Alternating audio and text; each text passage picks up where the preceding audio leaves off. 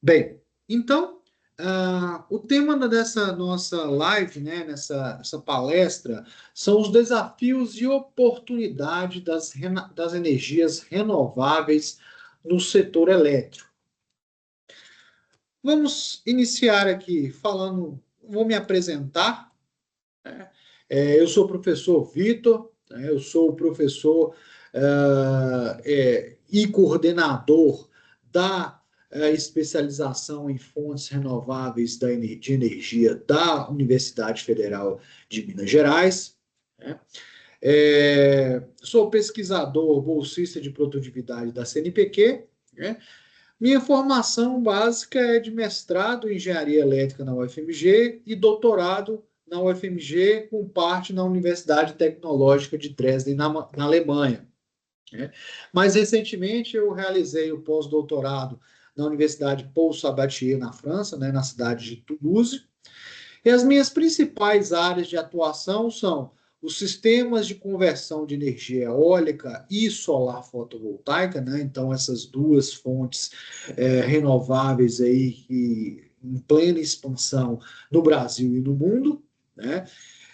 Que vem também com o crescimento dos sistemas de armazenamento de energia em baterias, né? Então, esses sistemas, os sistemas eólicos, fotovoltaicos e os sistemas de armazenamento em baterias, eles possuem algumas similaridades entre si, né? Principalmente o fato deles conectarem-se à rede elétrica através de eletrônica de potência, né? Então, outra área de atuação, área de pesquisa no nosso laboratório, é as aplicações de eletrônica de potência nas redes elétricas. Perfeito? Né? Fica aí o meu e-mail, né, victormendes@cpde.ufmg.br, caso vocês queiram me contatar, saber um pouco mais sobre as nossas pesquisas, né, e também tem divulgado aí os e-mails que a gente tem da nossa especialização, que a nossa secretária Fátima sempre responde vocês aí no WhatsApp ou por e-mail. Bem, então vamos contextualizar um pouco isso aqui, né? Então, por que que a gente trata, né? Por que que a gente tem uma especialização em fontes renováveis de energia, né? Bem, aqui nós estamos falando de energia elétrica, né? Mas não só de energia elétrica, vive o homem, vamos assim dizer, né? A gente tem uma energia, a gente precisa de energia para diversos fins na nossa sociedade hoje em dia, né? Bem, se a gente olha esse gráfico aqui, esse gráfico ele mostra a expansão do uso de energia, né, por ano de toda a humanidade, né, uma estimativa, perfeito? E aí a gente está falando não só de energia elétrica, mas de energia do calor, né, outros tipos de energia também que são diretamente utilizados pelo homem, né? Então, até os primórdios ali, a gente tinha pouco uso de energia, né, pela população, né? À medida que a população foi aumentando, que é esse gráfico azul aqui, né, a gente teve um aumento considerável da demanda de energia, mas esse aumento ele foi mais expressivo a partir do século XX, né, a partir dos anos 1900, né, onde a gente tem aí o surgimento de várias inovações tecnológicas, né? Então a gente pode observar aqui, né, que de 1800 até 2000 a gente teve aqui um crescimento de população. A população ela cresceu 6 vezes, sendo que o crescimento do consumo de energia foi de 18 vezes, né? E esse consumo, essa necessidade de energia, ela aumenta passos largos com a evolução tecnológica. Bem, mas para a gente produzir energia, na utilização de energia, né, essa energia como principal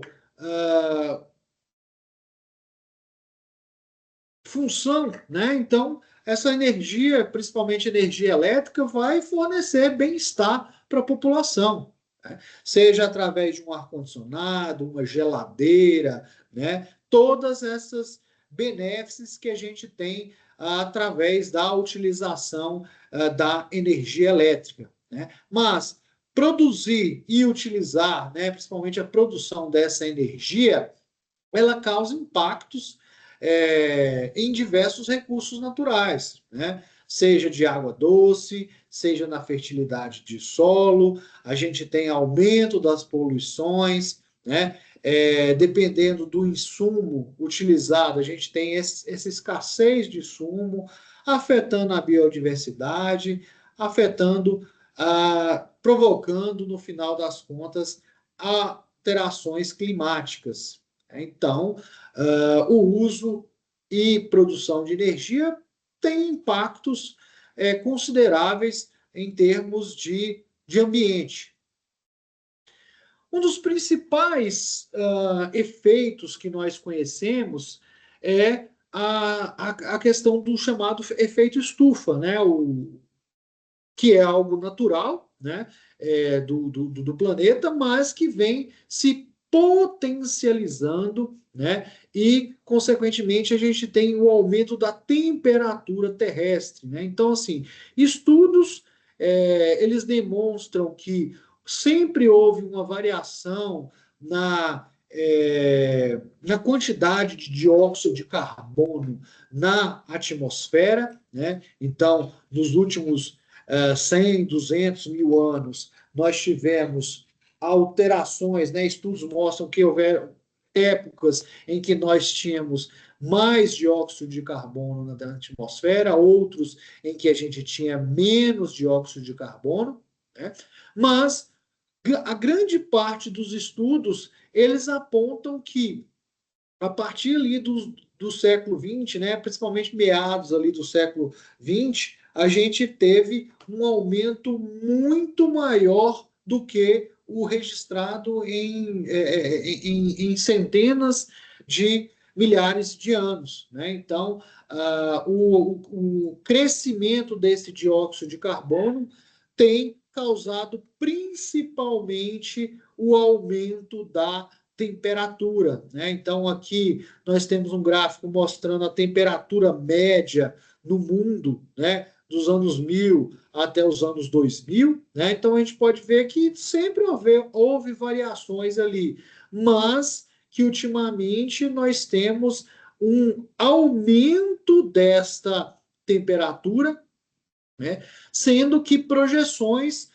mostram diferentes cenários, né? Com mais aquecimento ou menos aquecimento, dependendo de como vai ser basicamente como a gente vai lidar com esses gases de efeito estufa, né? Como é que a gente vai controlar essa emissão de dióxido de carbono para a atmosfera.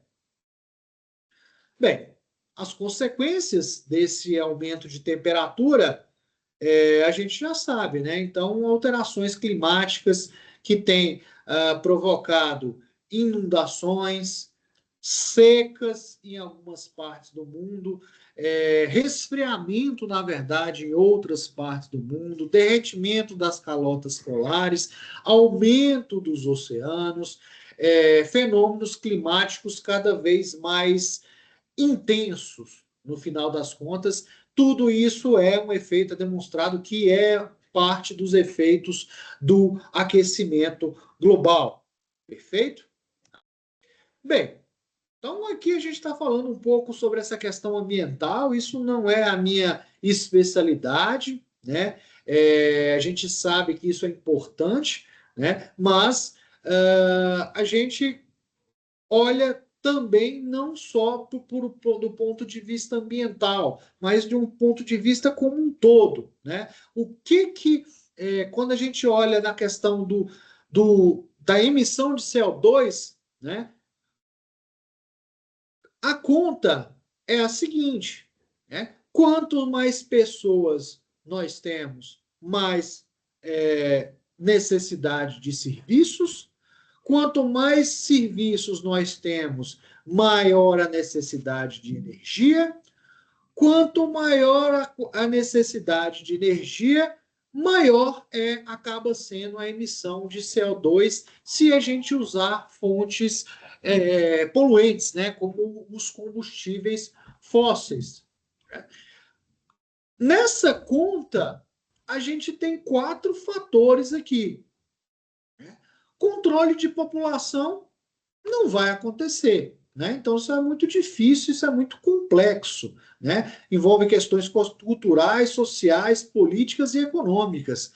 Serviços, todo mundo quer ter acesso a mais serviços, a mais comodidades. Né? Então, é muito pouco provável que a população vá se educar, vamos assim dizer, para usar menos serviços e, consequentemente, gastar menos energia. Então, nessa equação aqui, a gente tem como trabalhar em cima desses 2 fatores aqui. Ou seja, quanto de energia a gente produz, a gente necessita para execução de determinados serviços e quanto de CO2 eu preciso para a produção daquela energia.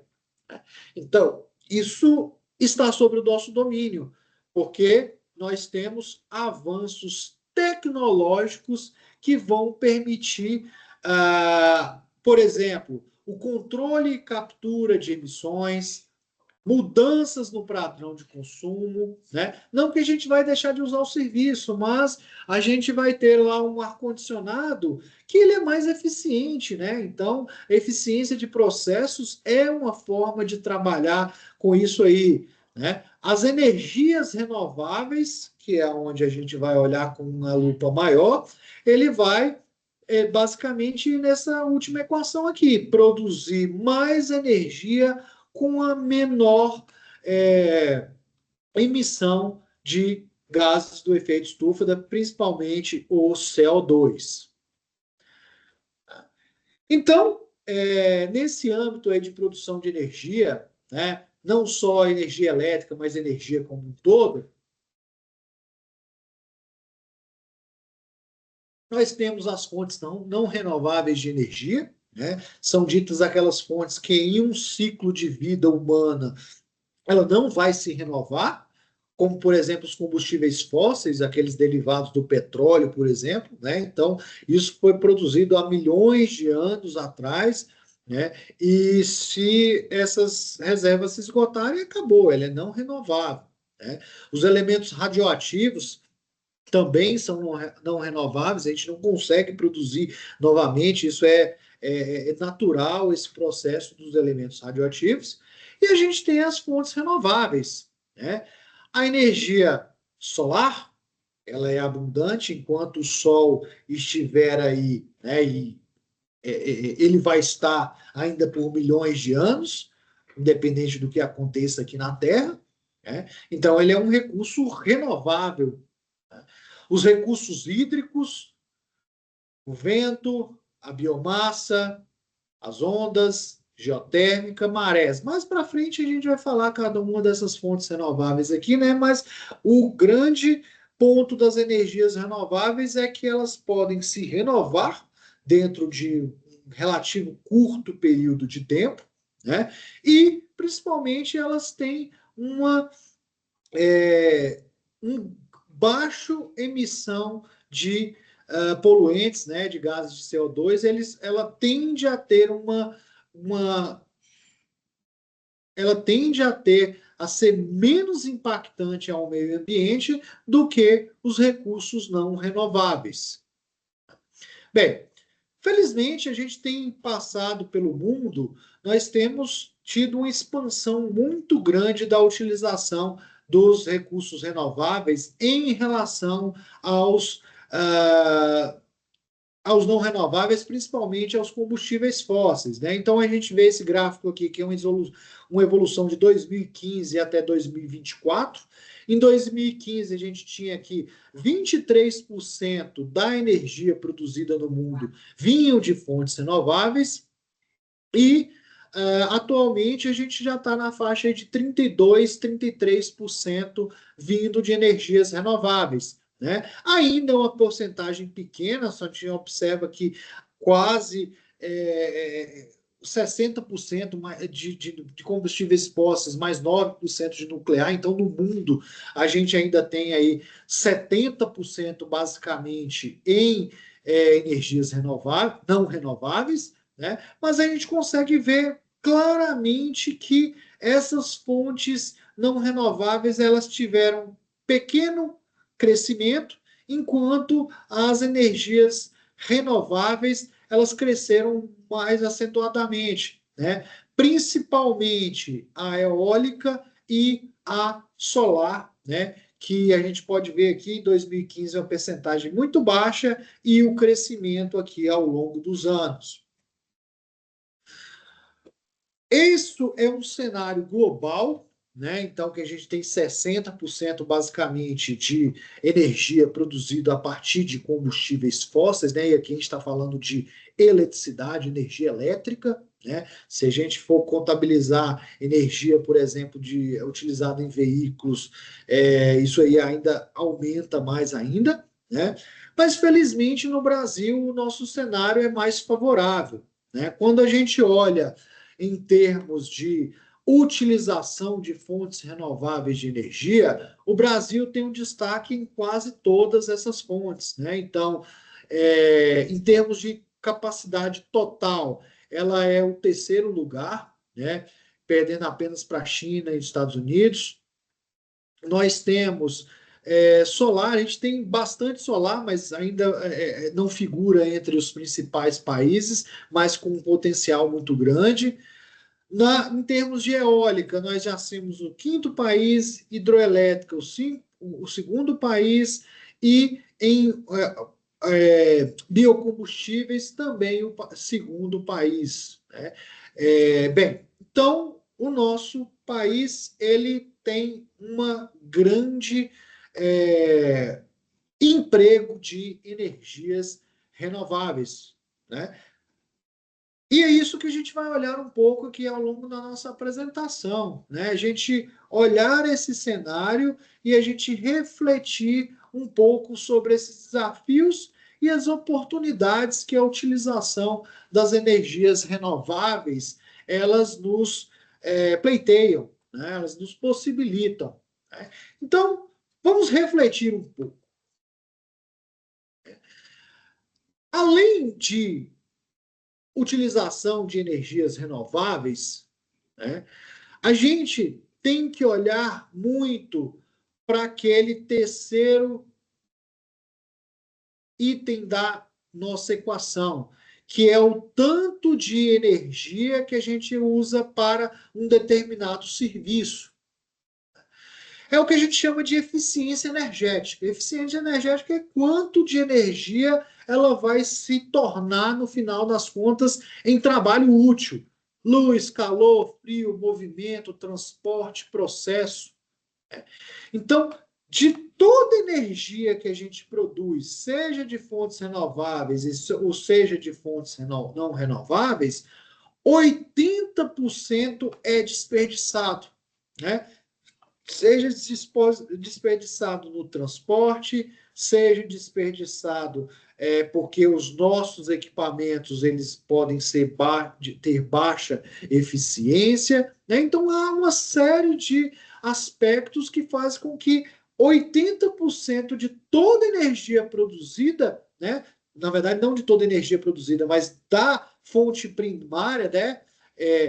Passando pela conversão até chegar lá no consumidor, 80% é perdido. Apenas 20% vai se transformar em trabalho, né? Então, além de olhar para a utilização de fontes renováveis, a gente precisa olhar um pouco nessa questão da eficiência energética, que também é muito importante, né? Porque a gente, por mais que a gente abaixe, né, que a gente use fontes renováveis de energia, se a gente continua desperdiçando energia, a gente vai continuar produzindo gases de efeito estufa, né? Porque não existe ainda, pelo menos, formas de se obter energia livre de impactos ambientais.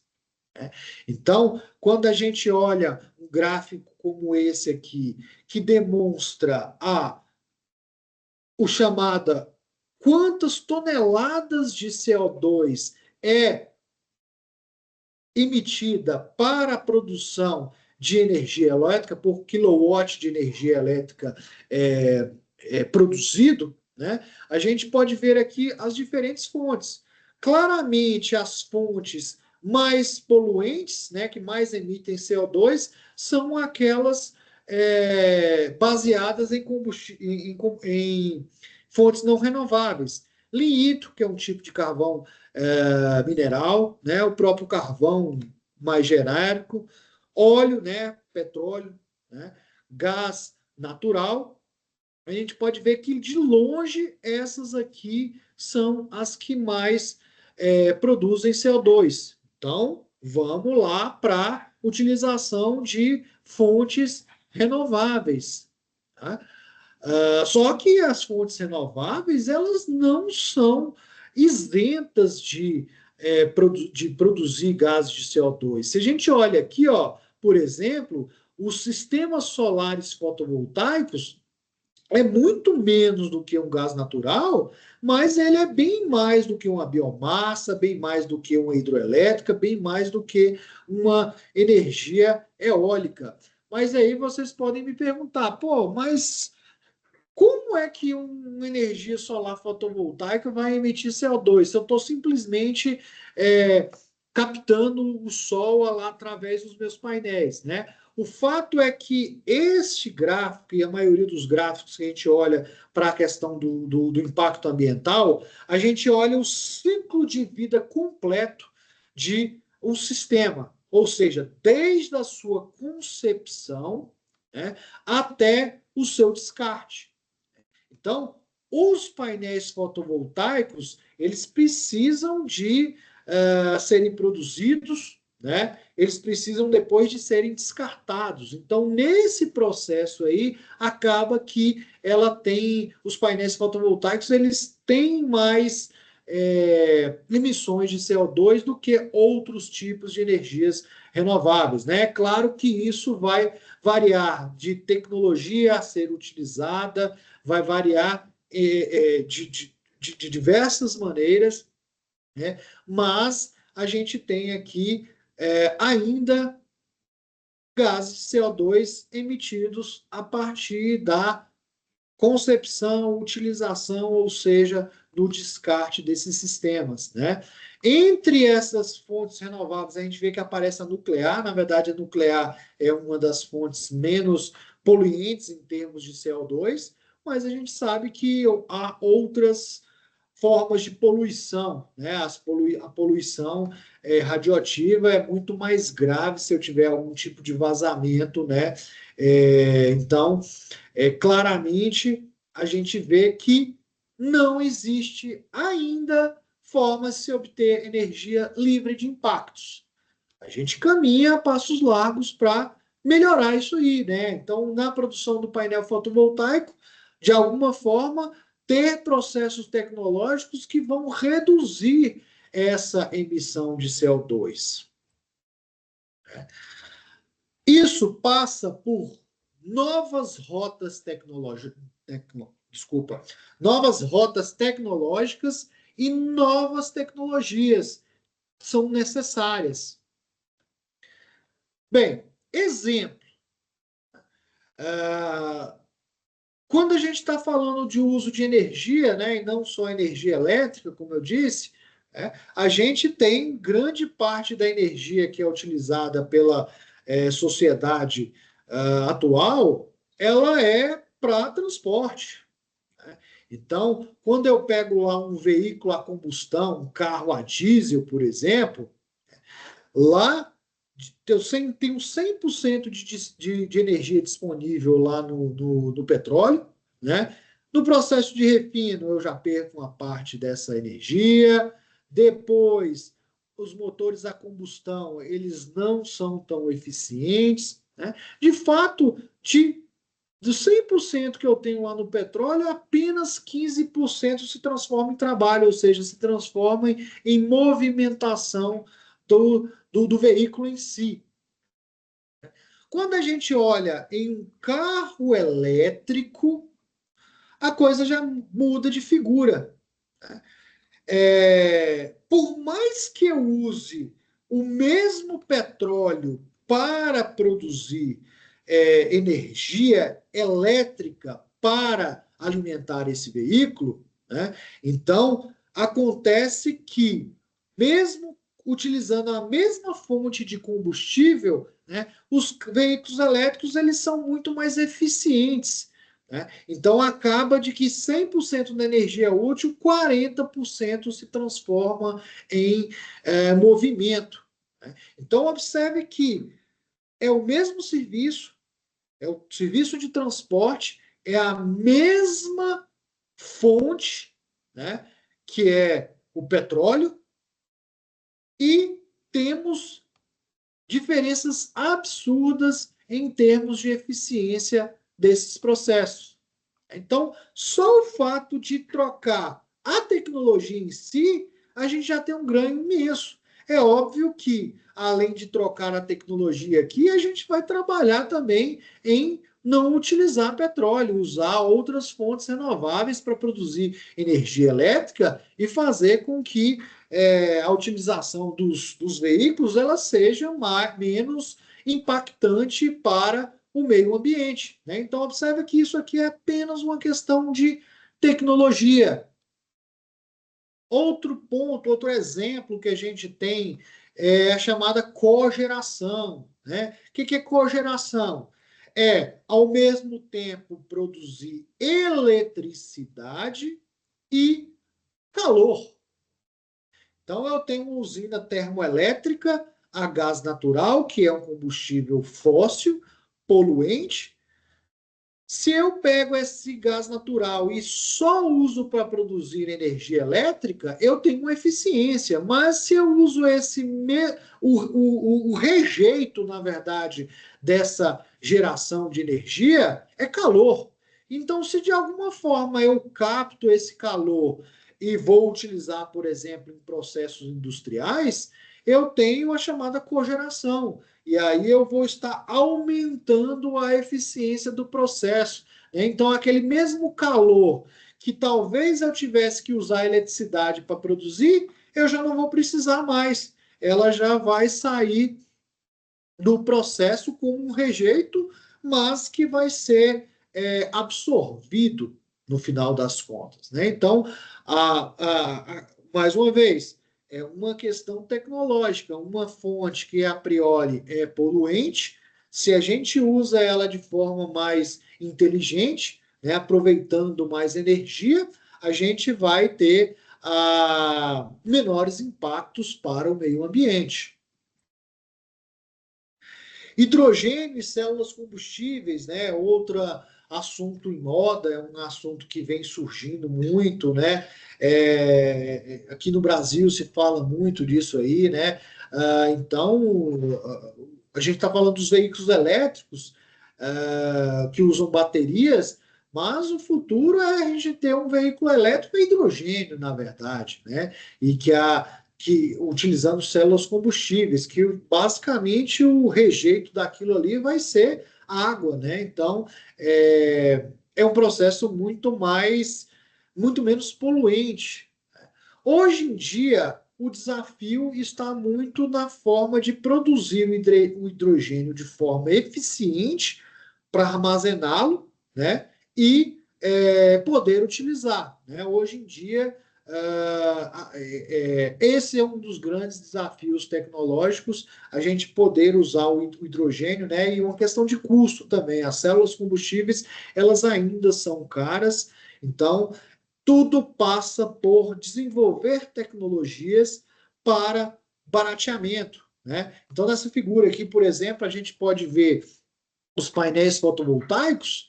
Os painéis fotovoltaicos, se a gente remonta a 15 anos atrás, lá em 2010, eles eram caríssimos, né? Então, o investimento em desenvolvimento de tecnologia fez com que o custo desses painéis eles se reduzissem, né? Então, a gente tem, na verdade, um ciclo virtuoso. Desenvolvimento tecnológico baixa o preço da tecnologia, a tecnologia é mais utilizada, quando ela é mais utilizada, eu ganho em escala, né? Então, quanto mais painéis fotovoltaicos, por exemplo, eu produzir, eles ficam mais baratos. Quanto mais baratos, mais é utilizado, mais fomento tem o desenvolvimento de tecnologia. Então, esse ciclo ele vai sendo virtuoso, né? A gente vai tendo um decréscimo. Hoje em dia, hidrogênio e células combustíveis ainda não é uma realidade, é uma realidade, mas não completamente desenvolvida, né?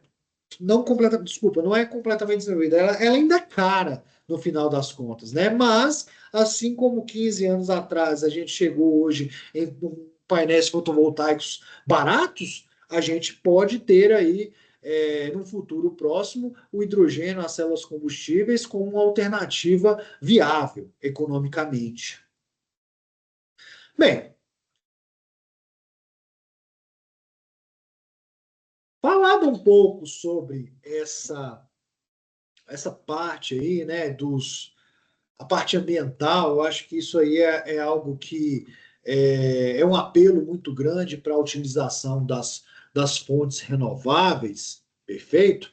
Mas, é, como eu disse, né, isso não é a minha especialidade. Na verdade, no nosso curso, essa questão ambiental é um item apenas, né?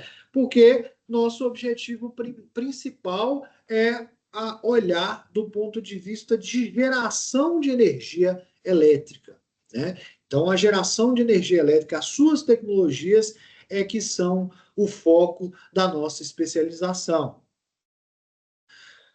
Falando sobre as principais energias renováveis, né? Inclusive,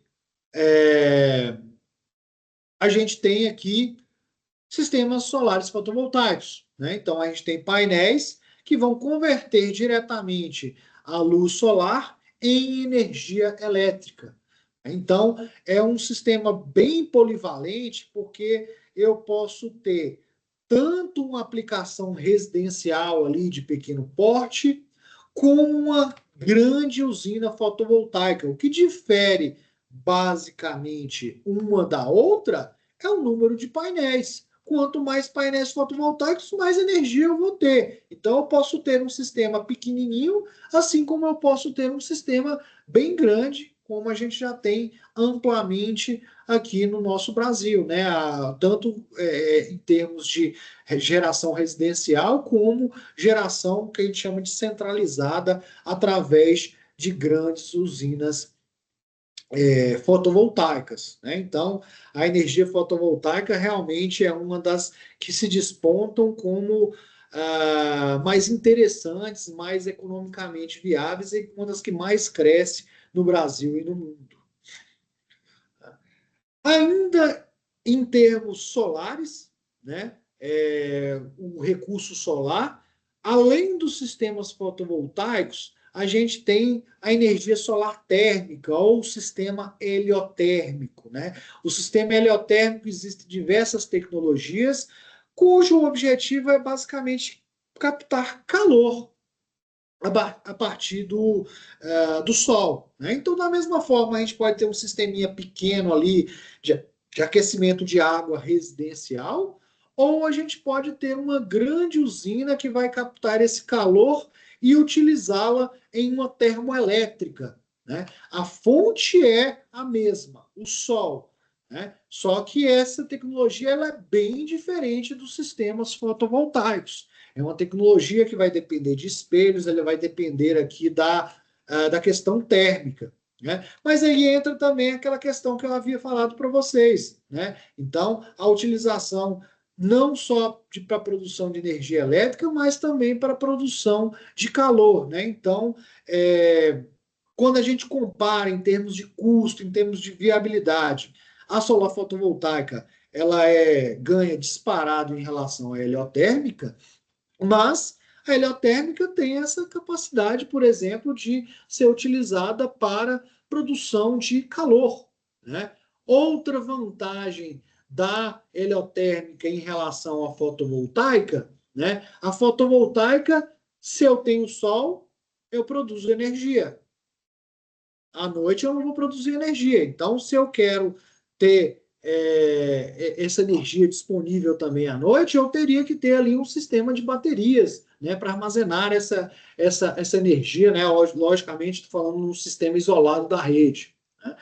No sistema heliotérmico, a a característica dele, ele possui um armazenamento térmico, né? Então, a gente diz que essa tecnologia é uma tecnologia que ela inerentemente ela pode armazenar energia, então eu posso ter uma usina heliotérmica trabalhando inclusive à noite, né? Com calor que foi armazenado durante o dia. Então, são duas formas de se utilizar a mesma fonte abundante que é o sol. Eólica, né?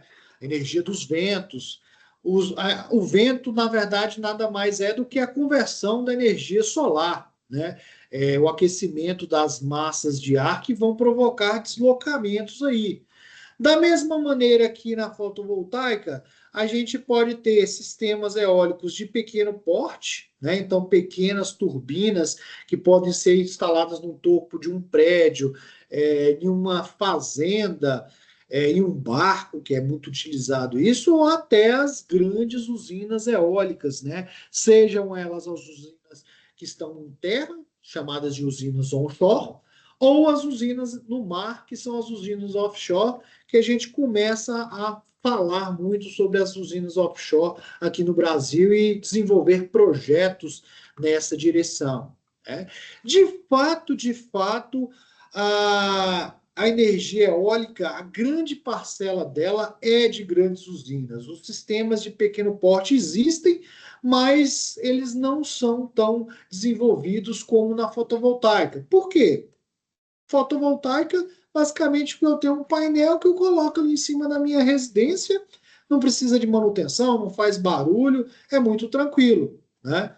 Um sistema eólico, ele gira, ele se desgasta, ele faz barulho, ele é mais caro do que o fotovoltaico, né? Então, para aplicações de pequeno porte, realmente a fotovoltaica ganha da eólica disparadamente, né? Mas na hora que a gente vai para grandes usinas, grandes produções de energia, né, a coisa se inverte. A eólica ela passa a ser mais atrativa, né? Não que a eólica vença a fotovoltaica, não estou dizendo isso aí não, né? Mas a eólica ela tem uma atratividade em termos de custo e principalmente pelo fato de que eu posso produzir energia à noite, né? Venta à noite, venta o tempo todo, né? Dependendo da localidade. Então, ela tem um potencial grande de produção de energia, né? Uma capacidade maior do que os sistemas fotovoltaicos.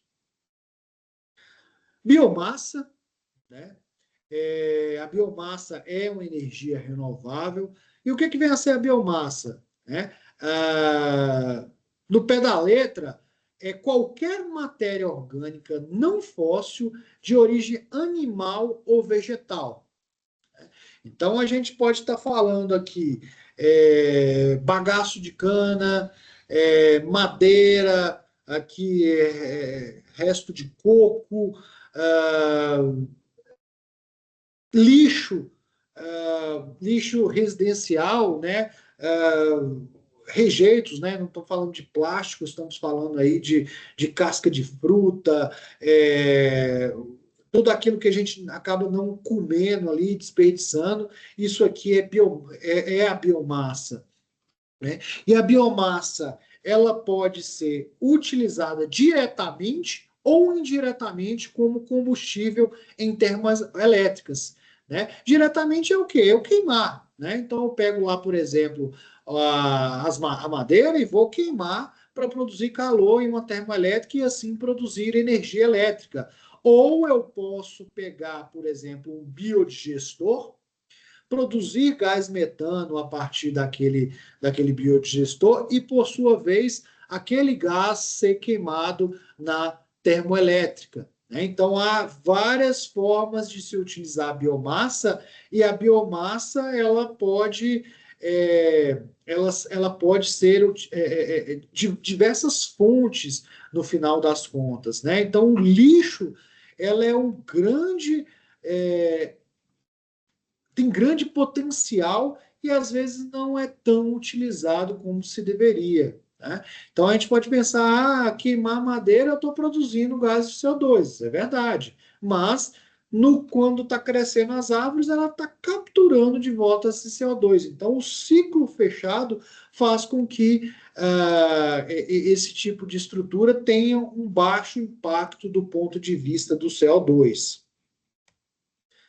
Energia hidráulica, né? As chamadas centrais hidroelétricas é o que a gente tem utilizado há muitos anos no país, ainda é a tecnologia que domina, né? 50% da nossa matriz elétrica ainda é de hidroelétricas.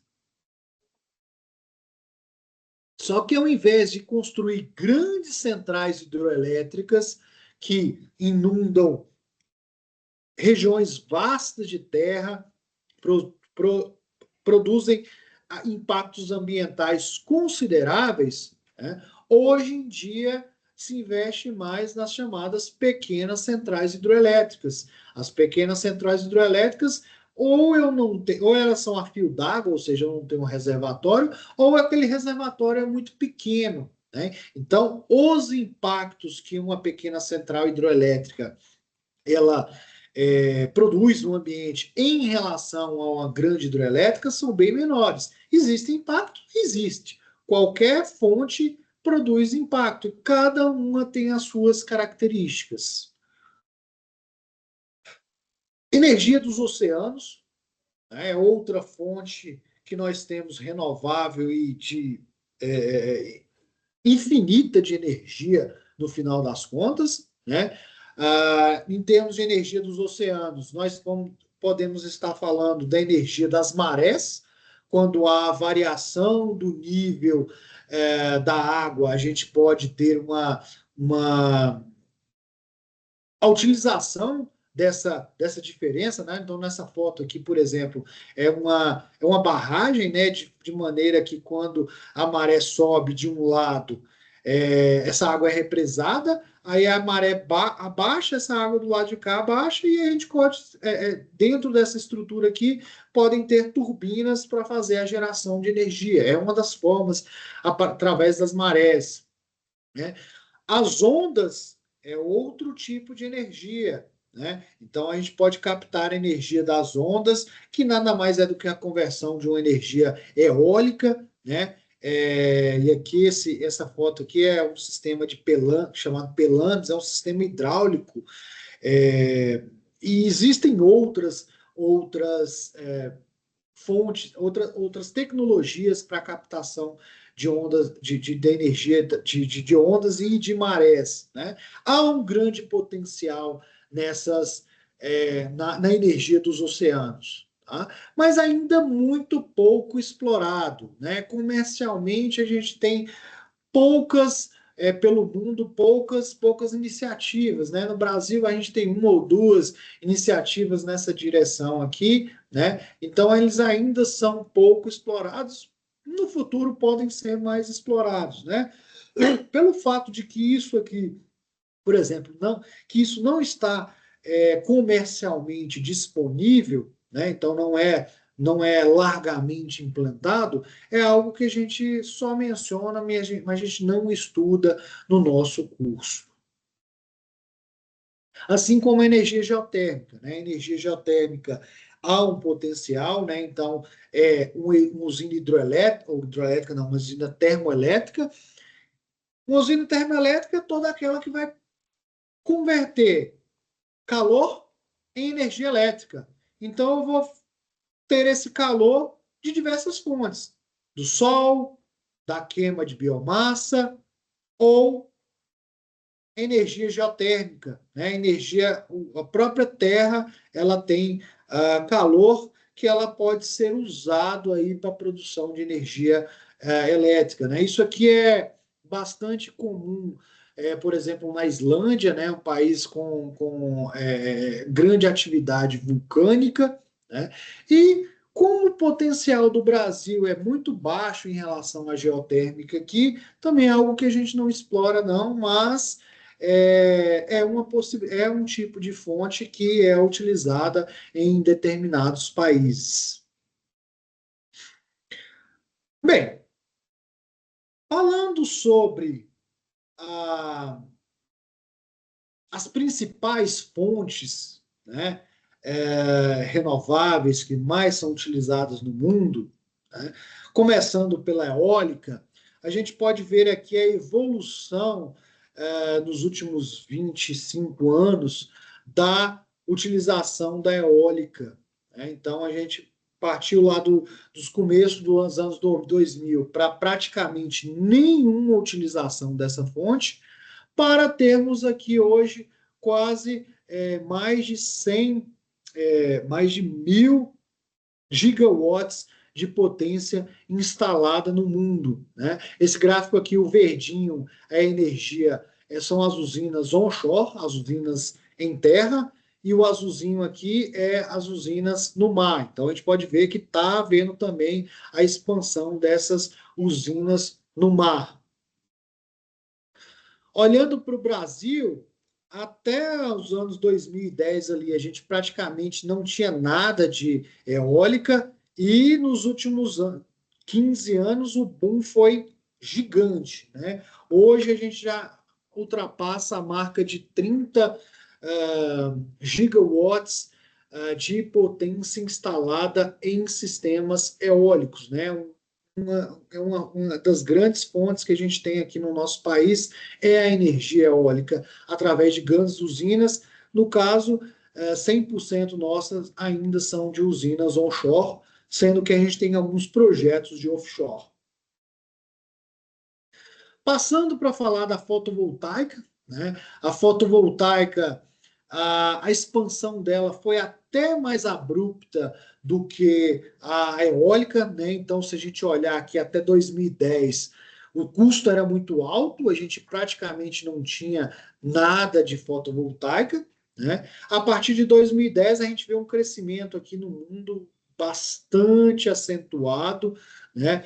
E hoje já se ultrapassa 1.800 gigawatts de potência instalada no mundo, né? Então, se a gente olha aqui a eólica, a gente está aqui por volta de 1.200, né? Então a fotovoltaica ela já ultrapassou a eólica em termos de mundo, né? Aqui esses outros gráficos mostram os diferentes países e aparece aqui o Brasil. O Brasil está ali em quarto, quinto nessa expansão desses sistemas.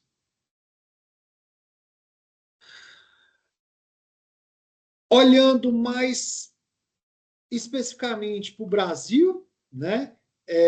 Até 2016, 2017, a gente tinha praticamente nada de sistemas fotovoltaicos, né? Hoje em dia, a gente já tem cerca de 60 gigawatts de potência instalada. Na verdade, já até cresceu isso aqui. Esse dado aqui é de agosto de 2025, então já até um pouquinho maior essa produção aí, né? Então, se a gente olha aqui, a fotovoltaica, ela está maior, né? Tem que cerca de 60, a eólica está aqui por volta de 33, ou seja, quase o dobro. Tá? A gente não pode fazer uma comparação completamente direta, por quê? Porque o potencial de produção de energia da eólica é maior do que a fotovoltaica, que a gente está falando de capacidade instalada no nosso país. Então, eu tenho 60 gigawatts instalados, né? Só que, obviamente, eu não fico produzindo o tempo todo 60 gigawatts. Quando eu tenho sol à noite, eu não produzo. Então, a comparação não pode ser feita de maneira muito direta entre um e outra, não, né? Grande destaque nós temos aqui quando a gente compara a energia fotovoltaica centralizada, que é esse amarelinho aqui, essa parte amarela, com a geração distribuída, ou seja, aquela geração próxima do consumidor, né? Então, 70% da, dos sistemas instalados, eles estão ali em sistemas de pequeno porte, né, de micro e mini geração, ali até 5 megawatts, né? Então, mostra que a grande expansão, a gente tem uma expansão em geração centralizada, ou seja, daquelas grandes usinas, mas o grande mote realmente é da expansão dos pequenos e médios sistemas fotovoltaicos. Olhando aqui esse gráfico, né, da AB Solar, né, na verdade que vem aqui da ANEEL, a gente pode ver aqui esse gráfico é um atualizado, esse gráfico aqui é de 2026, né? 42% da nossa potência instalada é em hidroelétricas, 24% em solar, né? Então a solar já é a nossa segunda fonte mais utilizada. A eólica é 13%, seguido do gás natural, que é 7,5%. Gás natural e biomassa e biogás estão mais ou menos ali no mesmo patamar, por volta de 7%, e os outros, né, representam uma pequena fração da nossa matriz energética. Nossa matriz energética não, nossa matriz elétrica. Né? Existe uma diferença entre matriz elétrica e matriz energética. Matriz elétrica é para a produção de energia elétrica. Matriz energética é aquela que inclui tudo: transporte, calor e por aí vai. Né? Estamos focados aqui na elétrica. Então, nossa matriz é essencialmente renovável. Né? E, bem, algo importante de se notar é o seguinte: se a gente remonta 10 anos atrás, 80% era de hidráulica. Né? Então, em 10 anos, a gente teve a redução ali em participação do potencial da hidráulica pela metade no nosso país. Né? Então, a eólica e a fotovoltaica, não deixando também de falar aqui da biomassa, né, são fontes em plena expansão, que enfrentam desafios, obviamente, como a gente vai ver logo a seguir, né? Mas um mercado gigantesco ainda se tem. Então, com a utilização das fontes renováveis, a gente vai reduzir os gases de efeito estufa, né? Então, uma primeira benefício que nós temos é em relação a essa questão ambiental em si. Mas essa matriz, ela não estaria desse jeito aqui se fosse apenas uma em relação à questão ambiental. O nosso país, ele se preocupa com o meio ambiente, mas não investe tanto nisso, vamos assim dizer. Né? Então, essa matriz está se diversificando aqui dessa maneira porque eu tenho algumas outras vantagens, algumas características do uso de fontes renováveis. Né? Possibilidade de cogeração, como eu já disse para vocês. O que é cogeração? Produzir eletricidade e, ao mesmo tempo, calor que vai ser aproveitado, por exemplo, em algum processo industrial. Então, a gente está aumentando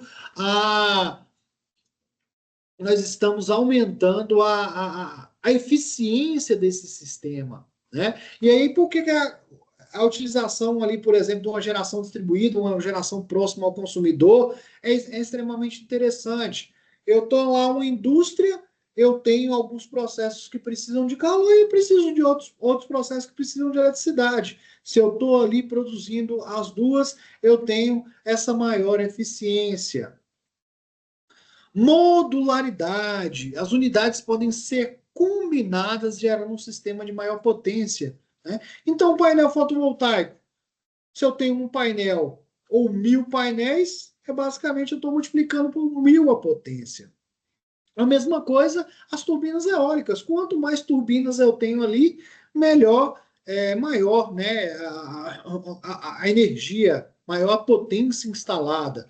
Então eu posso ter um melhor ajuste à demanda, colocação e operação mais rápida, isso é algo essencial, né? Então, se a gente está falando ali, por exemplo, com uma pequena central hidroelétrica que seja, desde o projeto, licenciamento ambiental, construção e entrar em operação, a gente está falando no mínimo de 5 anos. Um, um parque eólico, dentro de um ano, ele consegue entrar em operação. Um sistema, uma usina fotovoltaica, em 6 meses ela entra em operação, né?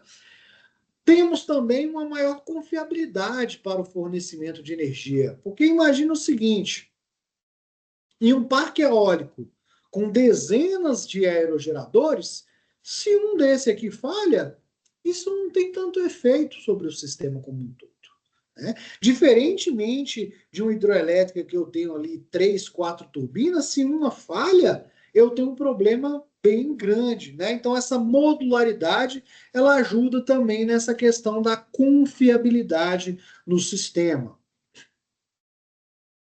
Grande potencialidade para utilização como geração distribuída, ou seja, a geração mais próxima do consumidor, né? Gerando mais próximo do consumidor, a gente tem uma possibilidade de postergação de investimento em linhas de transmissão e distribuição, né? A energia vai estar mais próxima do consumidor, né? Isso não é uma consequência direta, por isso eu coloco como uma possibilidade, né? Isso vai depender de alguns fatores, assim como a redução nas perdas de transmissão da energia elétrica. É claro que quanto mais próximo eu estou do meu consumidor, menores vão ser as perdas, né? Porque vai estar mais próximo ali, a energia vai estar sendo gerada onde ela vai estar sendo consumida. Bem, outra característica importante é a diversificação da matriz elétrica, ou seja, uso de diversas fontes para a produção de energia. Como eu disse para vocês, no passado, não tão distante, 80% era em hidráulica, né? Quando acontecia seca, a gente via falar do tal dos apagões, o custo de energia crescendo bastante. Quanto mais eu diversifico a fonte, eu tive um período de seca. Mas o período de seca pode ser complementado por mais energia fotovoltaica, mais energia eólica, né? Então, existe essa complementariedade aí que vai diminuir os custos de energia, né? Pelo menos se espera uma redução dos custos de energia, né? Não só isso, mas há várias questões que contribuem para essa redução, né? Então, como a gente olha em termos de investimento, por exemplo, né? As usinas tradicionais ela tem um OPEX muito alto. O que significa isso? Eu preciso investir muito inicialmente. Desculpa, eu preciso. Na verdade, são duas coisas, né? Eu preciso investir muito inicialmente e eu tenho que investir muito ao longo da utilização. Por exemplo, uma termoelétrica. Eu tenho que construí-la, mas depois eu tenho que ficar comprando gás natural, óleo, o que quer que seja, para suportar para produzir energia. A usina renovável, normalmente, a fonte é grátis. Água, vento, sol, né? Então, ela tem um capex maior, o investimento inicial ele acaba sendo um pouco maior, mas é, é, é, durante a vida útil, eu não tenho basicamente despesa nisso aí. Então, eu tenho essa característica aí que pode privilegiar a redução dos custos de energia. Mas nem tudo são flores. A gente tem a incerteza devido à variabilidade, né, principalmente na eólica e na solar. Né? O vento ele pode estar uma hora bem forte, hora bem fraco. Né? O sol, eu tenho sol durante o dia, eu não tenho sol durante a noite. E mesmo nuvens podem atrapalhar essa produção. Um dia mais nublado pode atrapalhar essa produção de energia. Né? Então, essa variabilidade, que pode ser uma variabilidade, inclusive, muito rápida. Né? Então, agora aqui eu tenho sol, daqui a pouco passou uma nuvem, cai de uma vez a geração. Mesma coisa com o vento pode cair de uma vez. É um problema complexo do ponto de vista do operador do sistema elétrico, que tem que estar todo o tempo balanceando o que está sendo gerado e o que está sendo consumido. Né? Então, se essas variações elas são muito rápidas, isso põe um problema para o sistema elétrico. Bem, e a gente tem, na verdade, a gente diz que a utilização de energia solar e eólica em grandes proporções, como tem acontecido aqui no Brasil, né, tem levado a um paradigma completamente novo no setor elétrico. Né? O setor elétrico ele passa por uma transformação que não ocorreu desde a concepção do próprio sistema elétrico. Né? Então, a gente pode citar fluxos bidirecionais de potência. O que é isso? Antes, na minha casa, eu só consumia energia. Agora eu posso tanto consumir quanto injetar na rede elétrica, né? Se eu tiver um gerador. Controles mais complexos dos limites de tensão, relação dos consumidores e outros agentes, constantes alterações nas regulamentações, novos mercados e novos players, aspectos de segurança, aspectos de qualidade de energia, modificação nos aspectos de perdas, de proteções das redes elétricas, né? O que levam à necessidade de ferramentas computacionais mais sofisticadas para acompanhamento em tempo real, né? Então, assim, são novos paradigmas, são novos desafios, mas novas oportunidades para engenheiros qualificados trabalharem nesse setor. Né? E aí a gente traz uma reflexão. Né? A gente viu coisas boas, mas nem tudo são flores. Então, a primeira notícia que eu trago aqui é que as projeções do Operador Nacional do Sistema Elétrico, ou seja, o ONS, mostram que em 2029 a gente vai ter 268 gigawatts de potência instalada em usinas como um todo no país, né? Sendo que a demanda, ou seja, a carga vai ser de cerca de 94 gigawatts. Ou seja, eu vou ter quase 3 vezes mais oferta do que a demanda. E isso vem muito devido à expansão acelerada de fotovoltaica e de eólica, que são sistemas de baixo custo, de fácil implementação. Então, a gente tem esse gargalo aí, no final das contas, de que eu tenho muita oferta, eu tenho muita demanda, mas a oferta ainda é maior do que a demanda. Né? E se essa oferta cresce, obviamente isso vai afetar o mercado como um todo. Né? Hoje em dia, eu trago outra notícia aqui, né? Da B Solar, o Brasil já desperdiça quase um belo monte em energia renovável.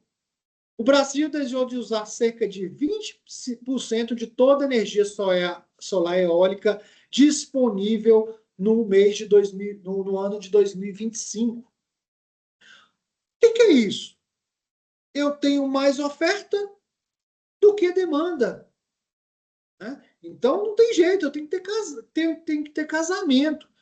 O que eu vou consumir, eu tenho que produzir. O contrário também, o que eu produzir, eu vou consumir, né? Então, o que tem acontecido eu tenho muito mais produção do que consumo, principalmente em algumas horas do dia, né? Ali é por volta do meio-dia que eu tenho uma grande produção de energia solar, mas eu não tenho um consumo tão relevante ali naquele período, né? Principalmente ali nas residências, né? Então, o que acontece é o seguinte: o ONS ele vai disparar um comando lá para as usinas para falar assim, ó, eu não preciso dessa energia sua, não. Deixa de produzir aí, né? Isso é o que a gente chama do curtailment. O curtailment eu tenho a capacidade de produzir, eu tenho vento, eu tenho sol para produzir, mas eu não vou produzir porque não está, porque eu não tenho demanda para isso, né? E é claro que isso vai afetar diretamente a rentabilidade das usinas, né? E isso afeta o setor elétrico como um todo. Então, existe esse ponto aí. Quer dizer que vai ser freada a expansão das fontes renováveis? Não, né? Isso significa que a gente precisa olhar de maneiras diferentes para a expansão desse mercado, e usar os benefícios dessa expansão de geração, por exemplo, para barateamento do custo de energia para a gente. A gente paga uma energia muito cara. Então, se a gente tem uma demanda, uma oferta maior, por que não esses custos não vão diminuir? Eles não diminuem por questões operacionais, que a gente pode observar, né? Mas o que às vezes tem, né, tentativas que, na minha opinião, são meio furadas, né? Então, o projeto de lei lá 4831 de 2023, ele fala o seguinte: é um projeto de lei, tá, pessoal? Está em tramitação ainda, não não foi aprovado, e nem sei se vai ser aprovado, tomara que não, mas um item lá mostra que o limite para inserção de geração distribuída na área de atuação de concessionária vai ser limitado a 10%. A partir daí, ele não tem obrigação nenhuma de fornecer conexão para esse sistema, né? Esse é o caminho, né? Eu vou limitar ali e falar assim, não, você não pode ter mais um sistema fotovoltaico na sua residência. Isso não deve acontecer, porque senão vai tornar outras distorções nos mercados, no final das contas, e a gente vai continuar com energia cara. A gente quer ter energia mais barata, a gente precisa de energia mais barata, né? Só que, da forma que está sendo feita, não pode ser.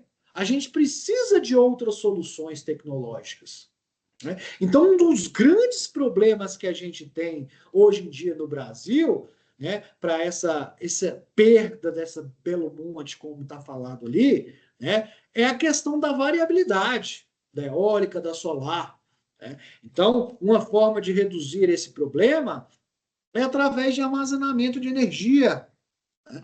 Então, seja armazenamento em baterias, seja armazenamento hidráulico, seja armazenamento hídrico, seja armazenamento térmico. Existem diversas tecnologias de armazenamento, né? Desde montantes menores de energia até montantes gigantes de energia, numa usina reversível como essa aqui, perfeito, né?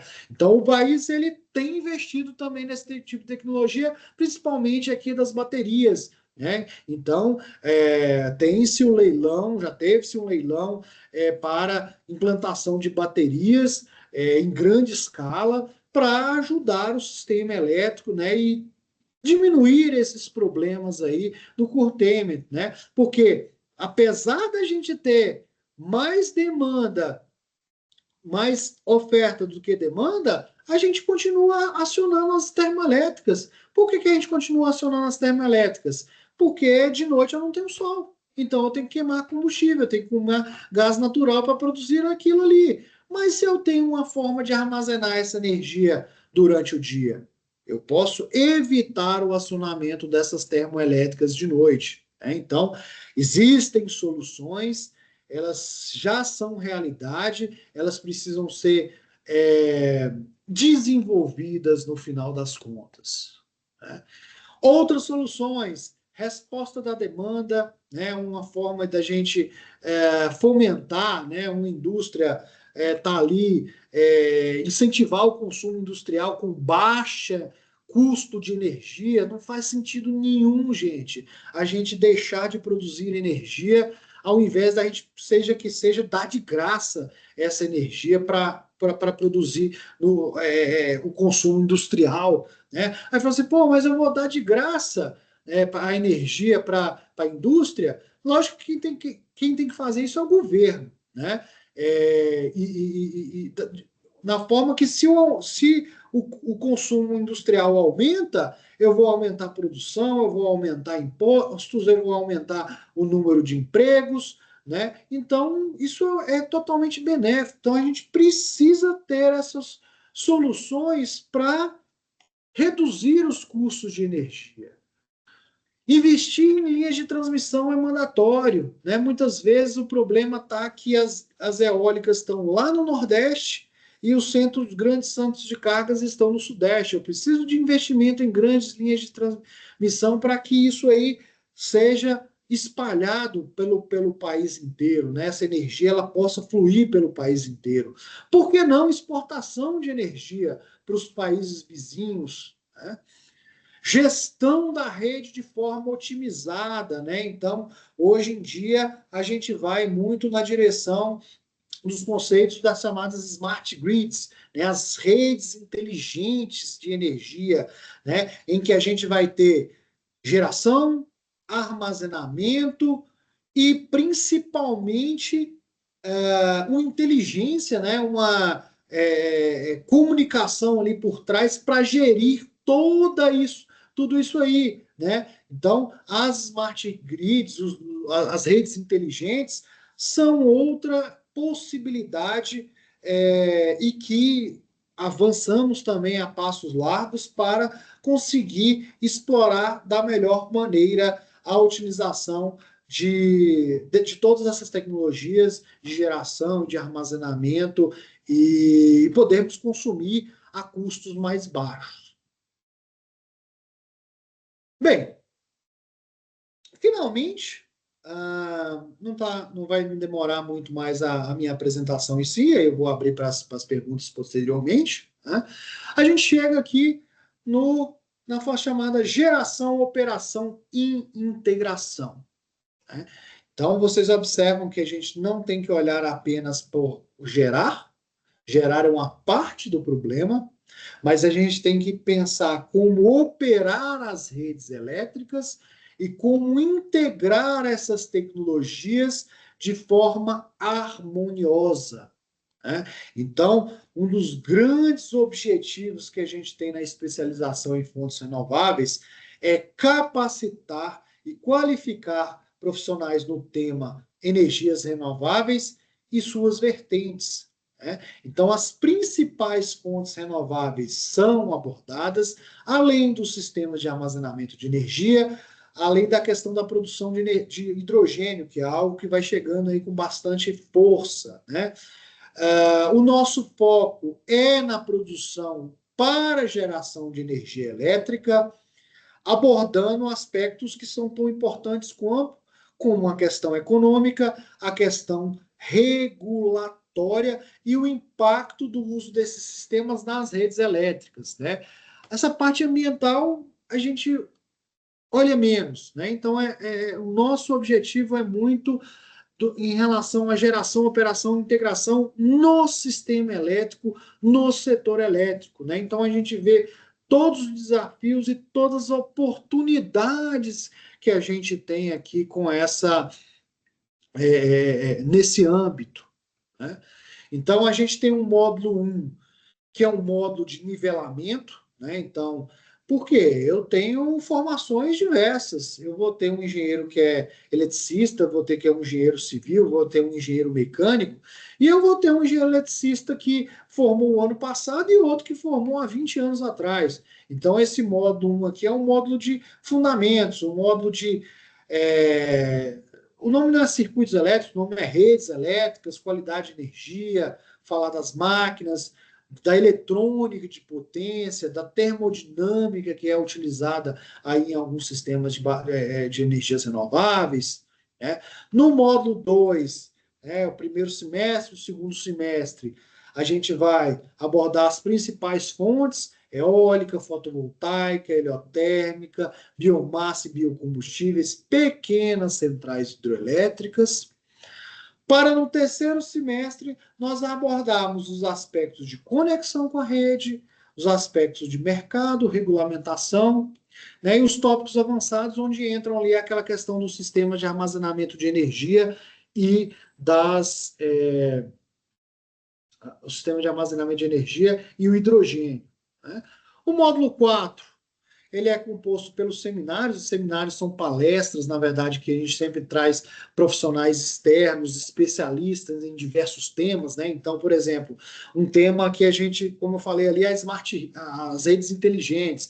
Então, eu trago um especialista em redes inteligentes para falar ali, para dar um mini curso para vocês sobre redes inteligentes, né? Esses seminários, eles estão espalhados por todos os 3 semestres. No quarto e último semestre, a gente tem a monografia. Na verdade, não é uma monografia, é um trabalho de conclusão. Ela pode ser na forma de uma monografia ou ela pode ser na forma de um artigo, né? Onde o aluno vai desenvolver um trabalho sobre supervisão de um orientador, né? Então, o que eu mais gostei aqui no curso, você vai pegar e vai se aprofundar, vai desenvolver, né? E muitos alunos nossos acabam dando continuidade em nível de mestrado, em nível de doutorado, né, para aprofundar aí os conhecimentos. Tá?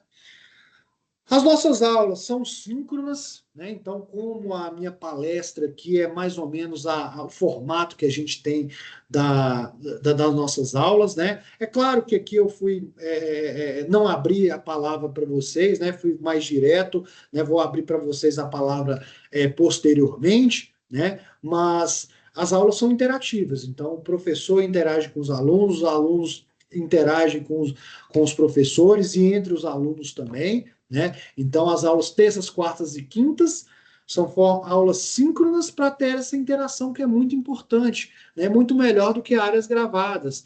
Eu não pude assistir a aula, não, tive um problema no trabalho. Sem problemas, as aulas ficam gravadas para depois você assistir durante o semestre. Então, também há essa possibilidade de acompanhar as aulas gravadas que são disponibilizadas para vocês.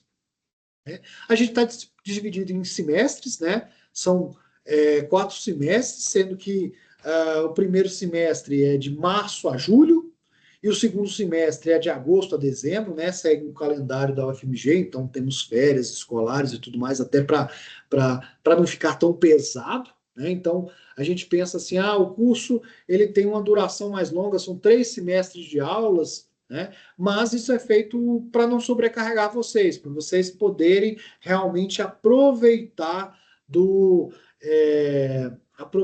de todo o conhecimento. Além das aulas online, a gente tem uma vez por semestre um encontro presencial. Né? Eu falo que o encontro presencial é algo que é um divisor de águas, no final das contas, porque a gente vai fazer práticas de laboratório, a gente faz visitas técnicas e, principalmente, a interação entre alunos, o networking, né? Então, isso aí é extremamente positivo. Nós temos alunos de várias partes do país, inclusive do exterior, que vêm aqui só para essas aulas práticas e sempre gostam bastante, né? A gente sempre dá opção de 2 finais de semana, onde o aluno vai escolher um que mais se adequa para poder vir aqui, né? No último semestre, a gente tem o trabalho de elaboração final, né, sob a orientação de um professor, né? O nosso corpo é de 100% de doutores, né? Além dos professores da UFMG, eu trago especialistas de outras universidades renomadas, Cefet, PUC, Federal de Viçosa, Federal de Itajubá, Juiz de Fora, né? Então, os melhores profissionais eles são trazidos para ministrar cursos, aulas, seminários para vocês, né? Além dos professores, a gente tem tutores que estão ao tempo todo disponíveis, né, para os alunos, para auxiliar os alunos durante a disciplina. A gente tem trabalhos durante a disciplina, não é simplesmente vir e assistir a aula, porque é parte do conhecimento, mas nós usamos muito o aprendizado ativo, né? Então, fazer trabalhos de simulação, aprender a mexer em software de projeto, fazer uma mão na massa ali é importantíssimo, né? Então a gente tem essas avaliações que são normalmente na forma de trabalhos de simulação, trabalhos de projeto, que vão ser desenvolvidos ali por em todas as disciplinas, né? Então, esses tutores eles ficam para auxiliar os alunos, né? Lógico que os professores também ficam disponíveis, mas os tutores eles podem ter esse contato mais próximo, vamos assim dizer, com os alunos. E como eu já disse, uma orientação individualizada, cada um vai ter um professor e orientador que vai estar dedicado a te auxiliar no seu trabalho de conclusão, no seu trabalho de final de curso. Né? É, eu tenho a dizer, assim, a gente sempre vai aperfeiçoando, né? Então, a gente já oferece esse curso desde 2018. Na forma EAD, a gente está oferecendo desde 2024, né? Então, a gente já tem duas turmas, uma turma que está concluindo o curso, outra turma que está no meio do curso, e agora esse processo seletivo para entrada de uma nova turma. Tá? Bem,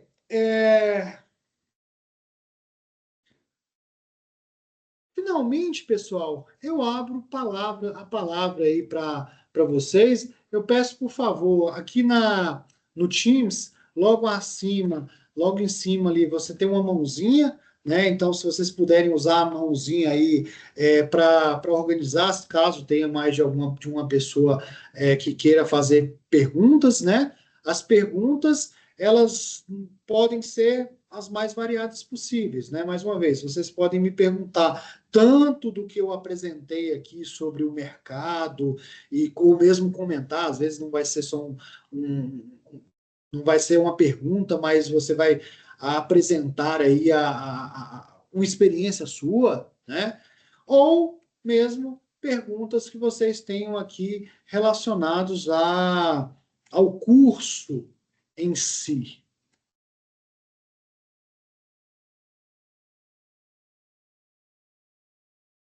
Pode falar, Márcio. Então, professor, até que eu tinha levantado lá atrás, que você estava falando da questão das redes, eu vi uma entrevista do presidente da CEMIG e ele comentou muito que tem, tipo assim, com a crise hídrica, se a gente teve um boom muito forte, principalmente de eólica naquela época, né, e solar também centralizada, e aí a GD também explodiu logo em seguida, né, o crescimento.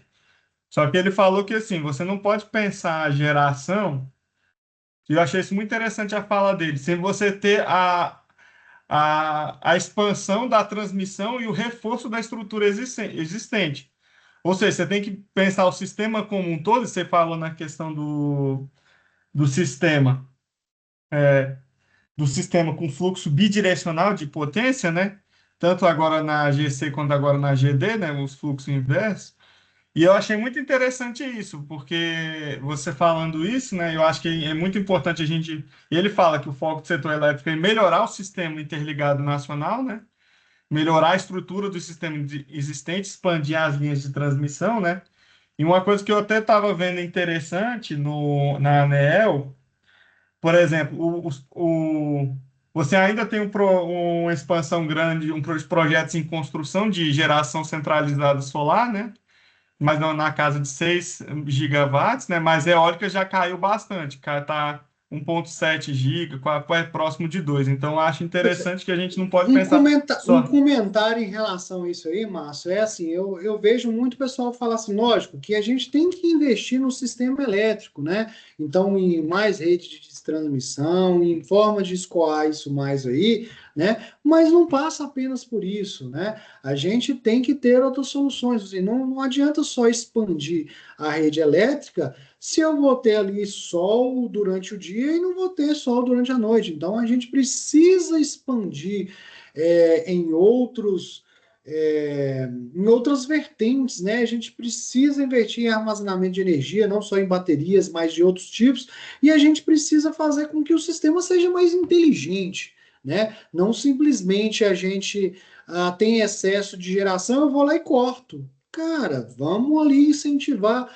o consumo industrial. Então, isso pouco se fala, né? Então, aquela que a gente chama de resposta à demanda é algo primordial para o nosso sistema elétrico. Mais alguém Comentando aí, isso que eu acho pessoal? interessante esse ponto, né? Mais alguma dúvida, algum comentário? Pedro,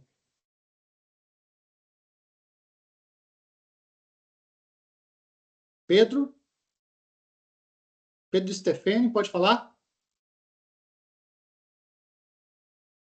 Não te escuto.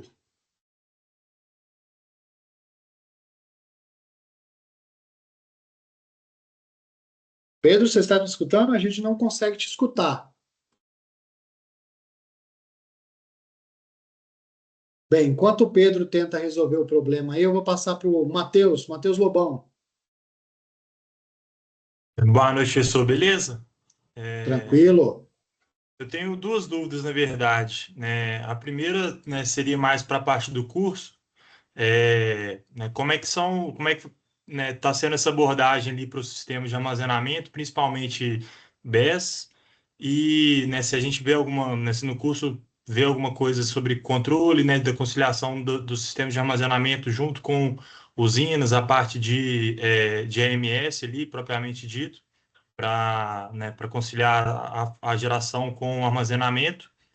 E, né, queria saber também como é que você enxerga ali toda a parte, né, como esse negócio acabou de mencionar, o excesso da geração ali comparado com a demanda, né, curtailment ele, né, sobressai apenas sobre a geração centralizada, né? Se você enxerga, né, no futuro próximo ali a atuação tanto da ANEEL quanto das distribuidoras, né, na GD, né, para poder controlar as usinas ali e também ter esse poder, essa regulamentação de poder controlar a potência né, ter esse tipo de corte também na GD. Perfeito, Matheus. Excelente pergunta, né? Então, eu falei aí, essa questão do sistema de armazenamento é muito importante. Então, a gente tem uma disciplina, na verdade, lá no tópicos avançados, a gente trabalha sobre a questão dos sistemas de armazenamento de energia, né? Não só os BES, porque existem outras formas de armazenamento que são promissoras também, né? E a pergunta, sim, a gente trabalha, a gente enxerga aí a questão do BES e tudo mais nessa disciplina específica, né? A parte de conexão com a rede elétrica, a gente olha mais para a questão na outra disciplina, que são duas disciplinas, na verdade, conexão à rede um e 2, né? Então, depois que a gente viu as fontes, que a gente viu o BES, bora conectar isso tudo na rede, vamos ver como é que funciona isso aí, como a gente vai fazer, né? A gente pensa muito no armazenamento de energia, né? para armazenar energia, né? Então, assim, as aplicações que a gente fala, aplicação de energia, como está falando aqui, armazenar durante o dia para consumir durante a noite. E não, né? Isso aí é uma das funções, das muitas funções que um sistema de armazenamento de energia ele tem, né? Na verdade, um sistema de armazenamento de energia ele é bastante poderoso. A gente chama ele de um canivete suíço. Ele ajuda a rede, estabilização de rede, controle de tensão, né? Então tem muita coisa por trás do sistema de armazenamento de energia e a gente trata isso aí, né? Então, inclusive numa das nossas aulas presenciais, a gente tem alguns sistemas de armazenamento de grande porte na UFMG, que a gente vai lá e visita eles e opera os sistemas de armazenamento lá em loco mesmo. Eu tive a oportunidade de visitar com o professor Samuel no ano passado, é bem bacana mesmo. Legal, legal. E a parte que você perguntou da questão do curtailment, né?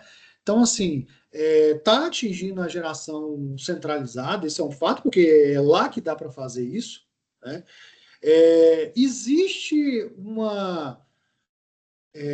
estudos, né, de fazer os chamados de surgir os chamados agregadores, né, os agregadores de GD, que elas funcionariam como usinas virtuais, né, assim, não, são várias usinas de pequeno porte funcionando como uma usina virtual maior, né, e aí sim as concessionárias elas poderem mandar comandos para essas usinas agregadas e ali distribuir a conta, vamos assim dizer, para todo mundo, né? Então, assim, é possível sim, e é provável que isso aí vá atingir ali a GD, mas não diretamente, não é simplesmente assim, o cara está na residência ali, não vai gerar, não acho que seja por aí, não. Acho que muito Eu, quando surge esse sim, agregador, sabe?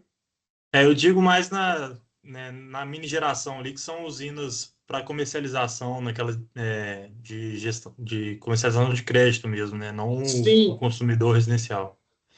sim, pois é, e por isso que vai surgir esses agregadores, né, para distribuir melhor a conta, né? Porque como é que você distribui Uhum, isso aí? Tipo assim, eu vou falar para você não gerar, sendo que tem outro ali próximo que está gerando.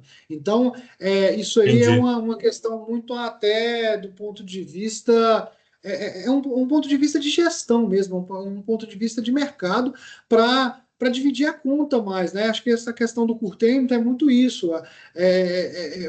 Alguns são punidos muito mais do que outros. Quando a gente pega lá o curtailment, por exemplo, de eólica, a gente vê lá que tem algumas usinas que sofrem muito mais que as outras. Mas por quê? Porque a gente não tem investimento tão grande aí a gente deveria ter mais investimento na transmissão, né? E aí poder dividir a conta para todo mundo, né?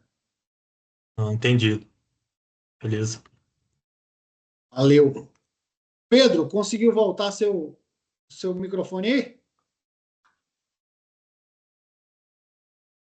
Ainda não. Eu te recomendo, sai da sala, fecha o aplicativo ou o web browser e volta, que às vezes volta a funcionar. Às vezes, quando fica mutado por muito tempo assim, acaba de funcionar. Então, sai e volta para ver se volta a funcionar. Rafael Masson. Olá, tudo bem? Aqui, ultimamente tem crescido muito a geração distribuída, e então cada vez mais esses sistemas acabam tendo um efeito na rede de distribuição, né? Então isso pode gerar transitórios na linha. Então isso acaba afetando máquinas síncronas. Então eu gostaria de saber se existe algum sistema inteligente que pode acabar monitorando os transitórios, que geram, como fala, oscilações amortecidas nas máquinas síncronas, que pode Pois causar é, um certo desequilíbrio na rede.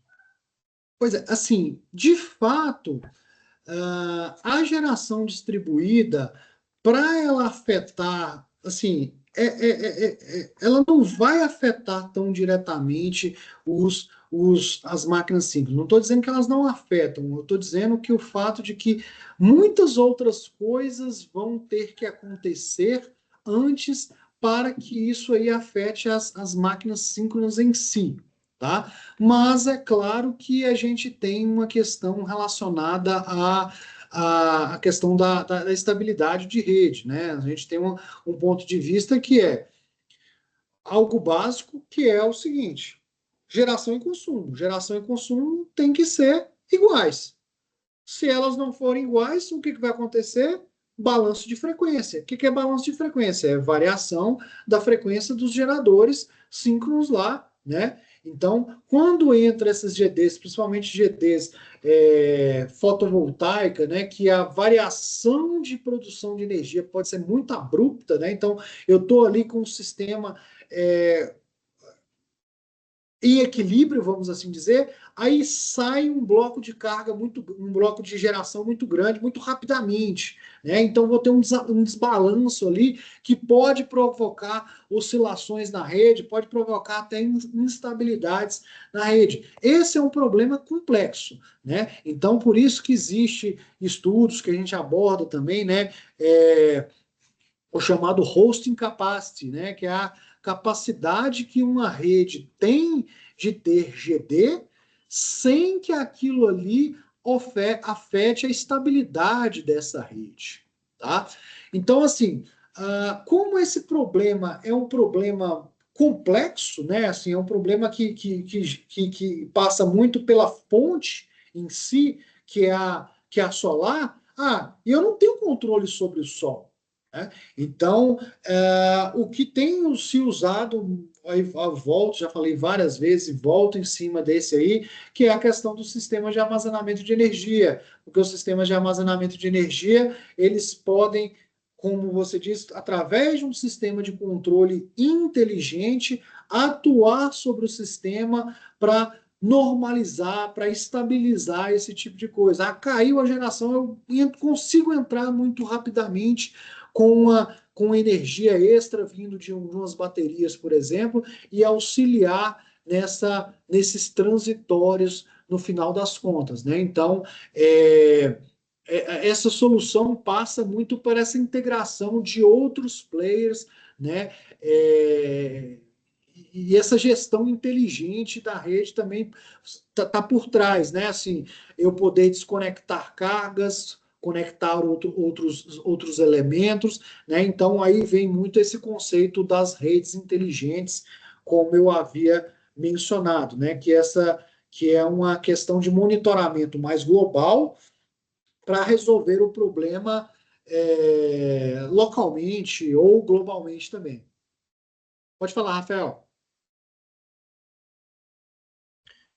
Beleza, muito obrigado. E com relação, tenho uma curiosidade, tem muita aplicação de geoprocessamento nessas redes inteligentes? Curiosidade. Geoprocessamento.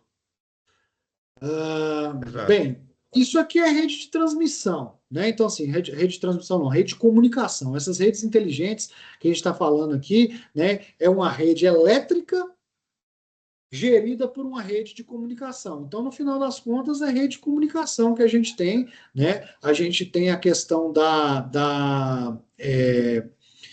por exemplo, 5G, ela vem aí com muita força aí para poder ter essa transmissão de blocos grandes de dados e auxiliar nessa gestão como um todo, né? É necessário sincronização entre essas comunicações, né? Então, essas sincronizações, muitas vezes elas são feitas através de GPS, mas a questão de geoprocessamento é uma coisa que eu não vejo, assim, eu não tenho conhecimento de aplicação em si, assim, até por não entender muito do assunto. Tá. Obrigado. Muito bom De entender. nada. Valeu. Pedro, consegue aí agora? Se você não conseguir falar, você conseguir digitar pelo, pelo chat? Não tá, a gente não está te escutando mesmo, mas você pode tentar. Você tem acesso ao chat aí, você consegue digitar? Não sei se consegue Você falou aí, você mexeu alguma coisa, deu para escutar e depois sumiu de novo. E agora? Agora sim.